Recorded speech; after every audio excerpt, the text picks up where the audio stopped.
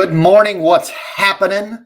Welcome back for Tuesday Training, man. I'm here every Tuesday at 9 a.m. Central, going live in the syndicate. We push this stuff out to YouTube as well. If you haven't already subscribed to our YouTube channel, come on, man, look it up. Insurance Syndicate on YouTube. Subscribe. We've got a lot of great videos there. All the content that we put out live in the syndicate gets pushed to YouTube. We've also got shorts in there that cut them up. You can entertain yourself with as well. And we've got a fun show today. So I am flying solo today. And we've got a nice little training to help you guys understand how you can get a piece of the Medicare pie hassle-free. And we're going to jump into that pretty deep. Couple of other quick notes. Let Facebook view your StreamYard comments. There's a link in the description that you should see up there. You can click on that, and it will prevent you from being anonymous like these Facebook users, and we'll actually see your name there, which makes it a little more fun for all of us to know who's tuning in. But I'm fresh off of SWAT. Was at the SWAT training this last weekend up in Dallas. It was outstanding. This was my 5th SWAT to go to. Every year that I go, I get more information out of it.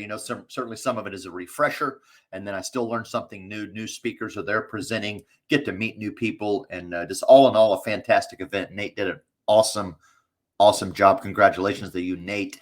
And does have another one coming up next year, man, and I would encourage you, if you've never been to SWAT, this is definitely an event you should check out. It's unlike any other insurance conference out there. This is one where when I go, it's kind of my selfish event. I get the most personal development out of this event versus all the other events that I get to go to.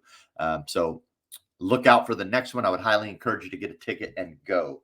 And as always, I like to put a little bit of news out there for you guys. So I want to share a couple of items real fast. Bear with me just a moment as I queue this up for you. Add to stream. Come on now. So you guys may have seen this. Allstate now is no longer offering homeowners insurance in California. Last week, we talked about State Farm pulling out of the market. Now Allstate's pulled out. Pretty crazy. And then there's another article out there by the Associated Press that talks about it as well. It says the California insurance market is rattled by the withdrawal of major companies. Certainly a very graphic image they throw up there for you. But if you go on through the article, it basically just tells you that 2 industry giants have pulled out of California's home market. And that is certainly State Farm, which announced last week, and then now Allstate announcing this week. So pretty rough situation, man. If you're out there in the P&C market in California, those are 2 carriers, that I guess you are no longer selling home insurance for. So a little crazy, you got Florida that's been pulling out of the market, or different companies in Florida have been pulling out, Louisiana, and now California's home insurance market is getting hit pretty hard with these 2 carriers getting pulled out. So a little crazy there, but I want to just dive right in. I promised you guys that we were going to do a no hassle Medicare sales.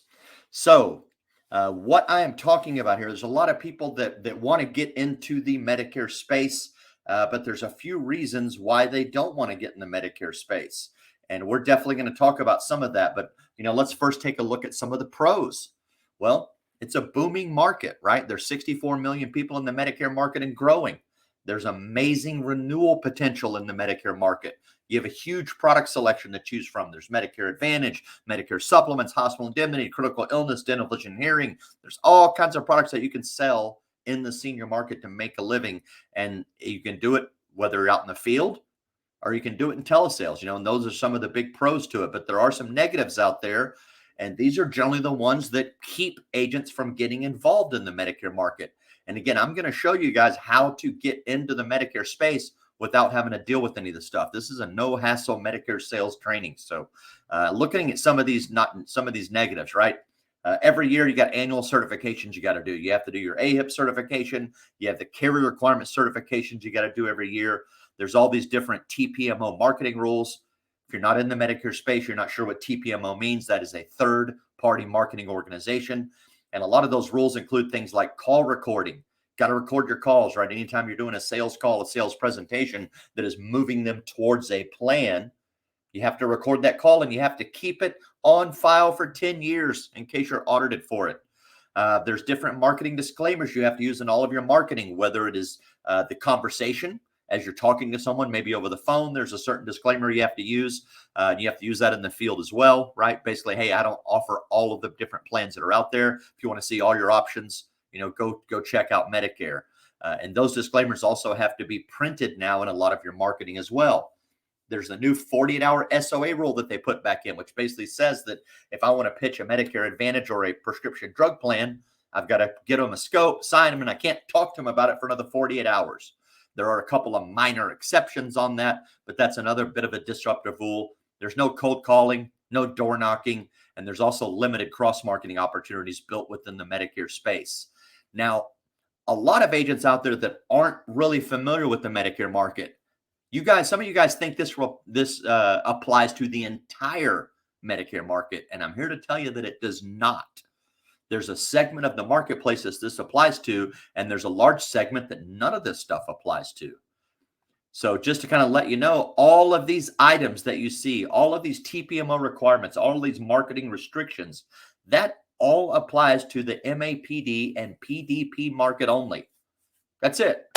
All of these requirements that you hear agents complaining about, the things that keep agents from getting involved in the Medicare space, that only applies to the MAPD and PDP space, which if you look at enrollment numbers will tell you that about half of these people out there that are on Medicare, and there's about 64 million of them right now, plus or minus, about half of them are in MAPD, which means the other half, well, they're on traditional Medicare.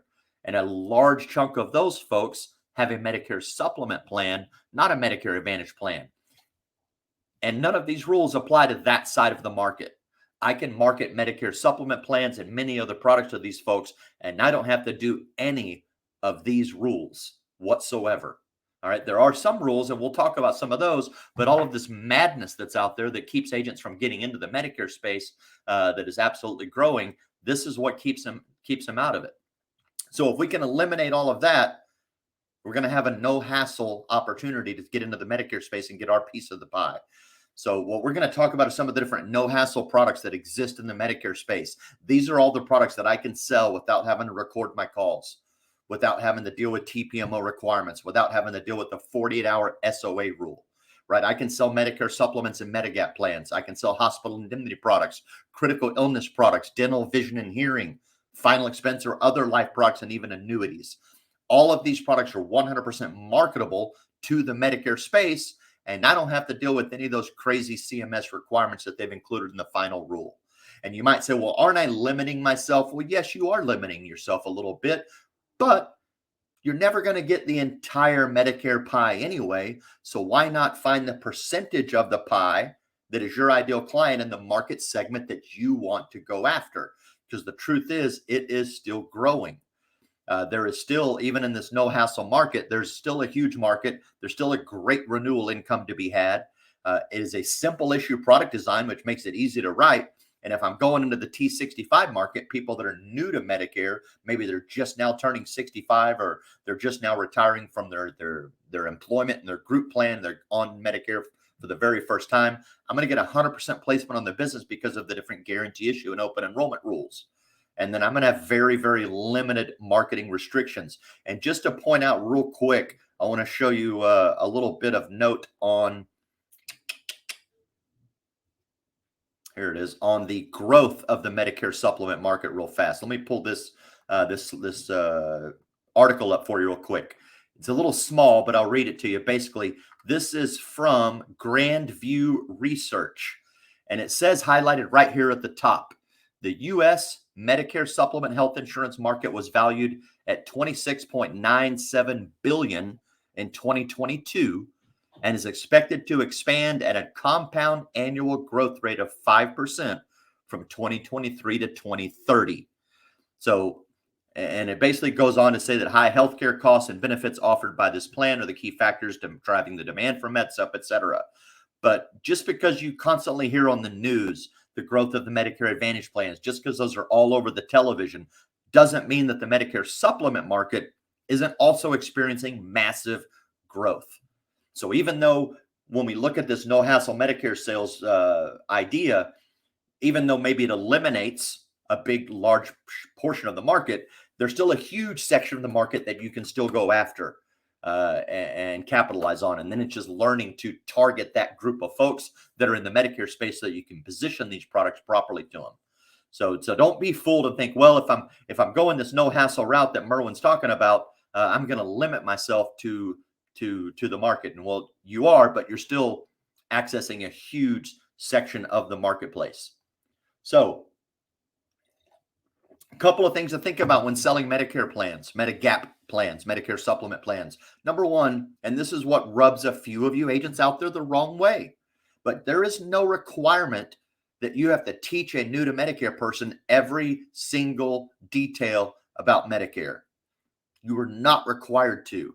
So you can, if you want to sell Medicare supplement plans, you can craft a story that supports Medicare supplement as a preferred choice among policyholders, and then just develop a laser focused marketing approach to target those ideal clients where your Medicare supplement is going to be it's going to be a little more of an optimum option to offer them. A lot of times that is rural areas, a little bit further outside of the city where some of the larger hospital networks don't exist to support the MA plans.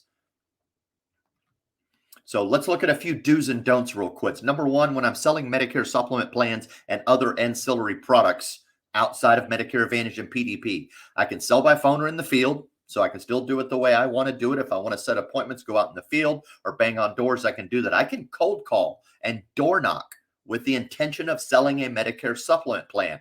The only state I cannot do that in is Ohio. That's it. All the other states, I can get a list of people that are turning 65 or over 65 and call them and pitch them Medicare supplement. And I'm 100% compliant all day long. I don't even have to record my calls if I don't want to. I can cross-market any other product line with a Medicare supplement. So if I'm on an appointment and I'm writing a Medicare supplement plan, I can immediately cross-market a final expense plan, critical illness product, dental, vision, hearing, annuities, and I don't have to get a scope of appointment. I can just go right into my pitch and show it to them. I can directly ask for referrals and I can contact them myself. So the Medicare supplement side of the business and all those ancillary products, hospital indemnity, critical illness, final expense, annuities, they all fall in the regular insurance world that we're all used to, right? I can cold call, I can door knock, I can cross market, and I can directly ask for referrals. Medicare Advantage, I can ask for referrals, but I have to have them tell that referral to call me and initiate contact with me. I can't say, oh, Betty would like a Medicare Advantage plan, or you think she could use some help, and then pick up the phone and call Betty, the referral, and try to sell her an MA plan. That is against the rules and verboten in the Medicare Advantage world. I can do that all day in Medicare Supplement. I can, hey, who are 3 people that are in a similar financial position as you that would probably appreciate a Medicare supplement plan? Oh, here's my 3 bridge partners. Go call them. I can pick up the phone and call them and say, hey, Miss Jones told me to give you a call. She thought I was cute. She liked my Medicare supplement products, thought you might like them too. And I can do that in the MedSup world, cannot do that in the MA world whatsoever. Here's a few other do's and don'ts, or actually here's the don'ts. You cannot sell a MedSup to anyone that's keeping their Medicare Advantage plan. So if you're talking to someone that is on a Medicare Advantage plan, you can't try to sell them a MedSup at the same time to keep it. Now, I can replace their MA plan if they're in an enrollment period that allows them to escape their MA plan and then enroll in a Medicare supplement. But if I'm mid-year or something like that, where they're not in an enrollment period that allows them to leave their MA plan, I can't sell a MedSup on top of it. I also can't sell 2 Medigap policies to the same individual. There's no stacking there, right? So if someone already has a Medigap plan or a Medicare supplement plan, I can sell it as a replacement, and I just got to make sure that I do that properly. I cannot sell a Medicare supplement to someone with Medicaid. And generally, if I'm advocating for the no hassle Medicare pitch, I don't want to talk to people that are on Medicaid anyway. So I'm going to develop my marketing to people that are above that Medicaid threshold in income. So I know that they're not in the Medicaid space. They can probably afford a Medicare supplement plan, and they would likely need something like a Medicare supplement plan to help them limit their out-of-pocket cost and protect them. I cannot sell a PDP with a MedSup without a scope of appointment, right? So if I cross that line and I go, okay, now I've sold my MedSup and I need to add on a PDP to them, which in most cases I would advocate that you do, but there are ways to get around that if you'd prefer not to. And there are a lot of agents out there I know that'll sell a Medicare supplement plan and they'll refer them back to Medicare, right? Or to a self-enrollment tool to find their PDP plan. That is certainly an option. You are losing some money there, But if we want to maintain a full no hassle sales process, that would probably be the way you want to go on it. Because if I do add on that PDP, now I got to go through the scope of appointment and all those different rules that we started off leading that we're trying to get away from. I cannot advertise carrier names or plan rates without approval from the carrier and the state DOI. So if I want to run an ad on Facebook or I want to run a print ad, I can run all the Medicare supplement generic ads that I want to, but if I want to try to include a carrier name or a rate, it falls under those standard insurance guidelines that says I cannot do those until I get the carrier approval and maybe even state approval. So pretty standard stuff there. I cannot claim that a Medigap policy is part of the Medicare program or any other federal program. Again, fairly standard stuff. Those aren't the negatives really that much. So ultimately what we want to do is we want to craft our story centered around the negatives of a Medicare Advantage plan. And now I listed a few here for you, right? A Medicare Advantage plan is a network-driven product. So I have to abide in that network, HMO, PPO, HMO, POS, or whatever. There's a lot of referrals that are often required in there. There's prior authorizations where the doctor actually has to get permission before that he can give you that MRI or before he can give you whatever treatment or blood work or do whatever test or surgery that he wants to do on you. Many of the Medicare Advantage plans have a little PA subnote in their summary of benefits for all the different coverages where the doctor would actually have to get approval first before he can do any of that. That can be a negative that you can utilize in crafting your story of why someone should choose a Medicare supplement plan, not a Medicare Advantage plan. There are varying copayments and coinsurance. $20 here, 20% there, $350 there, right? All of those copayments create surprises for the client when they're not sometimes expecting certain bills to, or they're expecting certain bills to be covered. Then they find out, oh, wow, I got a 20% coinsurance on that Part B drug. There's a lot of high max out of pockets. Certainly, there are some Medicare Advantage plans out there with low max out of pockets. Everything that I'm talking about always has exceptions. So for all of you guys that are out there and you really, really, really love Medicare Advantage plans, if you live in an area like Miami-Dade where the plans are ridiculous, 0, then yeah, maybe this doesn't apply to you. But for the other agents that are out there in all other 50 states, there are definitely markets that don't have as pretty a Medicare Advantage plans, and these are items that you could certainly hit on. So a high maximum out of pocket of $8,300, right? That is where all those copayments and coinsurances add up. Again, I had already mentioned this. The referrals are often required, and this is something I didn't know. But I found this out that when you're looking at Medicare Advantage plans and you're looking at the network, let's just say it's an HMO network, for example, right? And I'm just going to pick on Humana arbitrarily. I love Humana, write a lot of business with them, so I'm just going to use them arbitrarily. But let's say I'm in a Humana HMO MAPD and I need to go see a cardiologist, right? Or I want to go see a cardiologist or urologist, whatever it might be. And I go to my primary care physician and I say, hey, I'm looking at Humana's network of pros and I see these cardiologists. I want to go see this guy over here. He's close to my house. He has great reviews. Can I go see him? And guess what? 9 times out of 10, that PCP is probably going to tell you no, because he's going to refer to someone specific. Because even though Humana has its HMO network, that doctor has his own private network inside of that network, inside of Humana's network. So he can only refer you to certain PCPs. So referrals can be a big problem inside of the Medicare Advantage world because you cannot just choose to go see any specialist within their network. You have to choose the specialist that your specific PCP refers you to.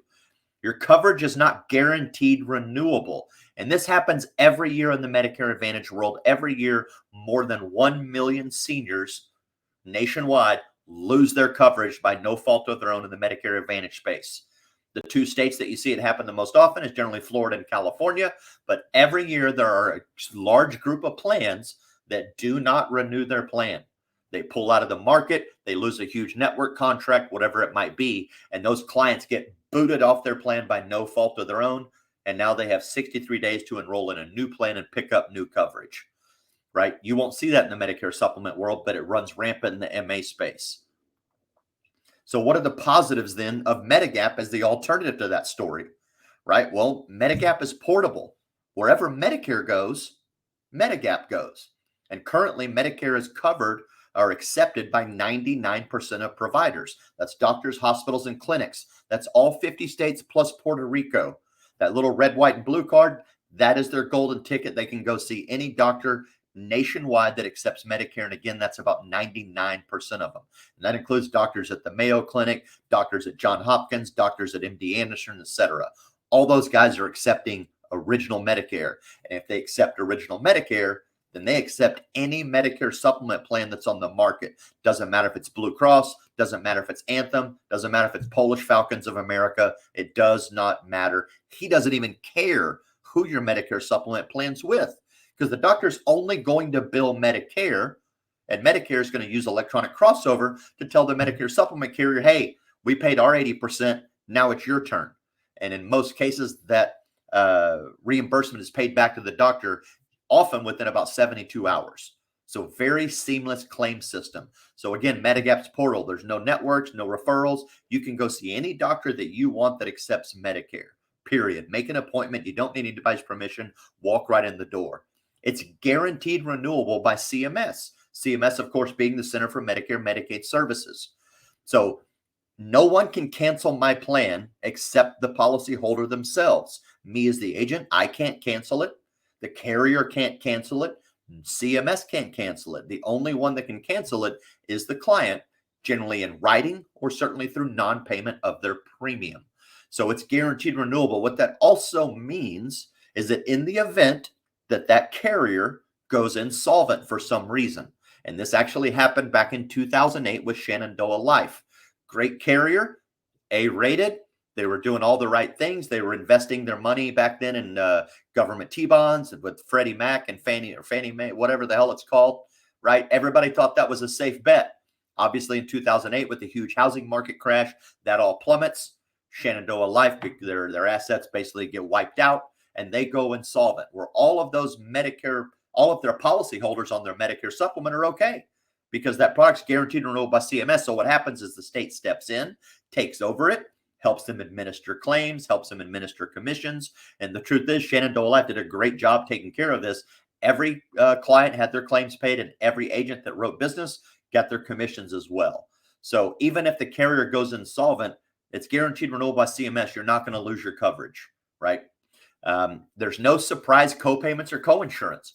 You're going to know exactly how much you're paying every time you use your plan, right? It's usually limited to a small deductible, maybe a couple of small co-payments if you're using like Plan In or something, but you're going to know exactly what your premium is month in and month out. It's a very managed cost of care to know exactly how much you're spending. And when you think about a lot of these seniors that are on fixed incomes, right, it's very important to them that they have an exact budget. So they know every month, my Medicare supplement premium's $90. I'm paying that. I've got a small deductible when I go see my doctor, and it's good. I'm spending no more than about $1,800, $1,500, $1,300 a year on my healthcare cost. It's very manageable. They cannot be singled out for a rate increase. And this is important for a lot of them, because some of them are going to get sick. They're going to have a lot of claims. And one of their fears is that, man, if I have all these claims, they're going to come after me. They're going to jack my rates up. No, they're not, right? Medicare supplement plans are still group-based policies. So the entire health of the entire group is what's going to decide those rates on that claims loss ratio, but they cannot be singled out. And then also important, Medigap plans, their benefits are standardized. So once you as the agent understands that, and you can explain that to your client, well, hey, the benefits are standardized. A plan A is a plan A plan B is a plan B on down the line. Then it's just a matter of, okay, this is the plan that offers the benefits that I want. And now where am I going to go get the best deal generally on that plan? So if I know I want a plan G, I'm going to go find the best rate. So it is a bit of a rate-driven market out there in that regards. But moving right along, we want to look at the enrollment eligibility. Like, who can I sell Medicare supplement plans to? Well, they have to have both Medicare Parts A and B. Once they have Medicare Parts A and B, they actually get an open enrollment period when they very first enroll in Part B of 6 months. And this is where I was talking earlier in the presentation, that there's a large group of folks that you can get 100% placement on your business, because in that 6 months, there's an open enrollment period. There is no underwriting. They are guaranteed acceptance, and you still get full commission on them. And that is a great market to go after, because you know every time you submit an app, it's getting approved. It's going to get in place within a couple of days. That policy is approved, out the door, ready to go. There is a little note on here about macro. We're not going to dive into macro today. I pulled this from an older presentation I had done, but their plan availability, just so you guys know, is going to be determined by their Part A eligibility date on some of those macro rules. Pretty simple there. But moving along, here's some of the advantages of Medicare Supplement. Number one, again, I get freedom of choice. I can go anywhere I want that Medicare Supplement is accepted, right? The out-of-pocket costs are predictable. It's going to protect our savings. Again, it's guaranteed renewable. It can also be changed year-round. So who is my ideal client in the Medigap space? Well, it's the client that doesn't want to use network providers. They want freedom of choice, right? They value freedom of choice. They want to be able to go see anybody they want. They want to know what their annual costs are, right? So like I said earlier, it's a very manageable healthcare cost. I know exactly what I'm paying all the time because it has a very limited coinsurance. These people often exist in more rural areas where MA plans are a little more limited. They generally have higher incomes, and a lot of times they do enjoy traveling, and they need that flexibility. Maybe they're a snowbird, right? They're from New York, but some of the during the winter they cruise down to Florida, and they kind of have dual residences. Great prospect for a Medicare supplement sale. So looking at the sales process a little bit, if they're new to Medicare, right, we want to market early to them, probably about 6 months from their T65th birthday, get out in front of them, determine their eligibility. Hey, what are your A and B effective dates, or are you losing your group insurance? And basically, we just want to position our product, choose a plan, and submit an app. Super simple, and then we can cross-market DVH and PDP behind it. And here's the pitch. And I've explained this pitch to a lot of different people, and they're like, man, Merwin, you make it sound so easy. It's like, well, and this goes back to what I said in the very beginning. You are not required to tell your client or your prospect every single angle of Medicare. You're not. So don't feel bad if you're like, man, I want to go out there and I want to go after Medicare supplement sales. And this is the pitch, right? Hey, it's pretty simple, Ms. Jones. Medicare is an 80-20 plan. So when you have that little red, white, and blue card, you can go see any doctor you want in all 50 states, including Puerto Rico, and 99% of doctors, and that includes doctors, providers, and clinics, all accept that red, white, and blue card. It's actually a pretty darn good insurance. But again, it does work like an 80-20 plan, which means that when you do go to the doctor, hospital, or clinic, after your deductibles are paid, Medicare is going to pay 80% of the bill, and you're on the hook for 20% as a coinsurance. Now, 20% of a doctor visit's not a big deal, but 20% of a hospitalization or a major surgery can get pretty expensive, especially once you learn that that 20% is uncapped. It can be as high as it needs to be. There is no maximum out of pocket. So that's why most of my clients choose a low-cost Medicare supplement plan. And I can get you started for as low as $78.93. I can say all of that in 100% compliance. That is a phenomenal pitch. I've simplified it. I've explained the basics of how that red, white, and blue card works. I've explained the one big problem that exists, uncapped 20% coinsurance. Most of my clients buy a Medicare supplement plan. They're low cost, and here's a rate. I can say all of that at any time I want. I don't need a scope. I don't need a recorded phone call. I don't need permission. I don't need prior authorization. That's my pitch. As soon as they're on the phone, if I'm the agent, I can start quoting rates. I don't need a scope. I don't need any of that stuff. And that's honestly as simple as that pitch is. Hey, Ms. Jones, it's an 80-20 plan. With that card, you can go see 99% of doctors nationwide, all 50 states, and Puerto Rico. All you got to do is show them that card. Downside is, again, it's an 80-20 plan. Medicare covers 80. You're on the hook for 20. Your 20% is uncapped. And since most clients don't want a capped or uncapped coinsurance, most of my clients buy a low-cost Medigap plan, and I can get you started for as low as whatever the best rate in your area is. And when I'm doing that, I'm always going to quote plan N because it's the lowest rate in my area, and it's a plan that I believe in, right? And if I can get them on the hook with that, I can close the sale pretty easily. Now, if we want to go to the replacement market, which is definitely also viable, these are people that are over 65. They're already on Medicare. They might already have a Medicare supplement plan. I can still do that. The only difference is that those folks are going to have to go through underwriting, right? So I can still market to them anytime. I just got to determine their eligibility through their Part A and B dates. And if I'm outside of their open enrollment period, then generally, hey, you've already got a Medicare supplement plan. What plan do you have? How much are you paying? And I'm going to sell on the savings, right? Why are you paying $220 for that plan F? Let me show you how I can put $800 a year back in your pocket with a Plan G or a Plan N. I can reduce their premium. I can free up some money, and I can a lot of times use that savings to position another product. So pretty simple. I'm going to position that product. I'm going to choose the plan. We're going to get it underwritten, submit the app, and then we're going to cross market maybe some dental, vision, or hearing or final expense to them. So that pitch again is a little different, right? Whereas the new to Medicare pitch is, look, it's an 80-20 plan, 20% co-insurance sucks. So most of my clients buy a MedSup. The replacement plan is a little different. They already understand that, and that's why they bought a Medicare supplement in the first place. So in this situation, I'm going to explain to them that, hey, Medicare supplements are standardized. That Plan F that you have with Polish Falcons of America has the exact same benefits that my Plan F with Blue Cross does. The only difference, my Plan F with Blue Cross is $60 cheaper. So why would you spend more for the same jug of milk? It doesn't make any sense. So the only real difference is price. My major point that I want to make to them is that it's standardized. So it's the only difference is price, and it's illogical to overpay for the same benefits you're already getting. So again, I'm going to immediately quote a rate. Would that savings benefit you? And then I'm going to close them with an underwriting question. Fairly simple there. And then again, I'm going to cross market some stuff. Now, when I'm also going after replacements, this is a little different. If I'm running into people that say they're on a Medicare Advantage plan right now, right? I call someone, they're 69 years old. I cold call them because I'm trying to sell them a Medicare supplement plan. And I find out, oh, they have a Humana Medicare Advantage plan. And let's say right now it's June. Well, we're not in an open enrollment period or an annual election period where they can leave their Medicare Advantage plan. And I compliantly can't try to pitch them a Medicare Advantage plan because I cold called them, number one, right? Remember, I'm playing the no hassle game where I can cold call people with the intention to sell Medicare supplement. I run into this person that has a Medicare Advantage plan.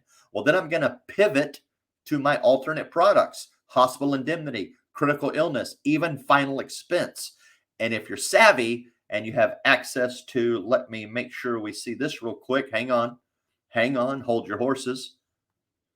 If we have a tool like this is a Agent Accelerator, which is basically just CSG actuarial wireframed into it or iframed into it, whatever the hell they call it.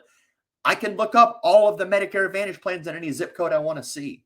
So when this person tells me, oh, hey, I've got Humana's, let's actually look a little further down.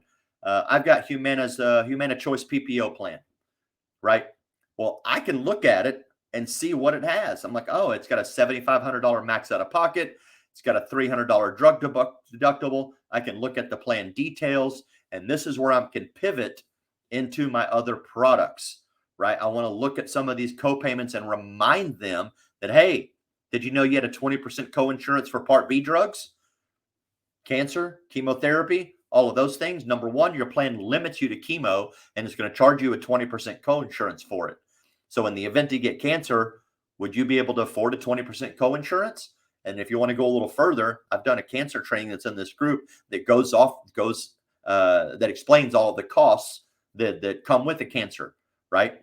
So that 20% co-insurance adds up fast. Now I can immediately jump in. Let me help you with a lump sum cancer plan to fix that for you. Or I can go after a hospital indemnity plan right here. They're paying $320 a day for days 1 through 6 on that Medicare Advantage plan. Ms. Jones, if you're hospitalized, is that $320 a day going to be problematic for you? Yes, it is. Well, let me show you a way that I can reduce that cost down to zero with the low-cost hospital indemnity plan. As a matter of fact, for someone your age, you're starting at about $48 a month. Is that something that you could afford? Pretty simple. And I can immediately plug those products in. They can keep their Medicare Advantage plan, and I can plug in the gaps to help them out.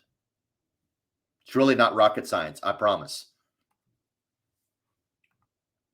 So the pitch, again, is simple, right? Hey, you already have a Medicare Advantage plan, man. I know a lot of people in your area that have that Humana plan. It's actually one of the better plans. However, if your agent did a good job when they explained that to you, you probably remember that there's some gaps in coverage that you're on the hook for. For example, 20% for the Part B coinsurance, $320 a day in the hospital, and a maximum out of pocket that's as high as $7,500. In the event that you're faced with some of those co-payments, is that going to be problematic for you? Because I'd like to take a moment to show you a way that we can reduce those costs down to as low as zero. Show them the product, show them the hospital indemnity plan, show them a critical illness plan, and basically you're going to look at their plan, point out those gaps, quote your rate, close them with an underwriting question. It's honestly that easy. So that is pretty much it for the day, right? This is what I've been trying to get across to a lot of agents, that they want to get out there and they want to get a piece of the Medicare pie, but they're afraid to get into the Medicare space because they hear the horror stories that exist in the Medicare Advantage side that a lot of agents kind of exaggerate about. And I'm also, I mean, ultimately, I'm of the opinion that you should learn to do all things Medicare if you're going to be a Medicare agent. But if you don't want to be a Medicare agent, right? Maybe I'm an annuity guy and I just want to get a little piece of the pie in the Medicare space. Medicare supplements are a great tool to open doors for your annuity sales. Maybe I'm doing IUL, same thing. Maybe I'm a final expense guy and I want to go after people that I can save them money on the Medicare supplement plan to create a savings that I can now plug in a final expense product at no cost, basically. All of those are great angles that you can get a piece of the Medicare market to it, and you don't have to follow all these ridiculous guidelines that exist on the Medicare Advantage world. You just have to learn to say, oh, I'm going to eliminate Medicare Advantage and drug plans from my portfolio and my pitch. I'm specifically going after Medicare supplement plans, hospital indemnity, critical illness, maybe dental, vision, and hearing. And those products, I can be a true salesperson. I can sell a product. I can cold call. I can door knock. I can cross market. And I can do everything ethically, but I can run it that way. And I can go get my piece of the Medicare pie and that piece is still growing, like we pointed out earlier, 5% compounded growth annually between now and 2030. The average Medicare supplement commission is about $250 to $300 a year. You do the math with excellent level renewals over a long period in a contract. So if the opportunity's out there, and if you're listening to this and you have some more questions or you want to chat about it, man, give me a holler. I've been selling Medicare supplements for 19 years. I'm pretty darn good at it. I'd be happy to help you out. So I hope you guys enjoyed that. We've got a stellar lineup for the rest of the month in Tuesday training. So look forward to it. As I remember, Adele Cochran from the Cochran Group will be on next week. We'll be chatting about that and a lot of other good things. And one last thing, if you're listening to this and you're thinking about going to the Invictus Conference, check out the banner. You can use the code SYNDICATE in the sale and save yourself 30% on the tickets. So pretty simple. If you're planning to come out to our Spanish-speaking event, get your butt out there. We'd love to have you. Go to invictusconference.com. Use promo code Syndicate. It'll save you 30%. So again, thank you guys for tuning in. I hope y'all enjoyed this. And if I can help, man, just hit me up sometime. I'd love to chat with you. Y'all have an awesome Tuesday, an awesome week, and we'll see you next week on Tuesday Training, 9 a.m.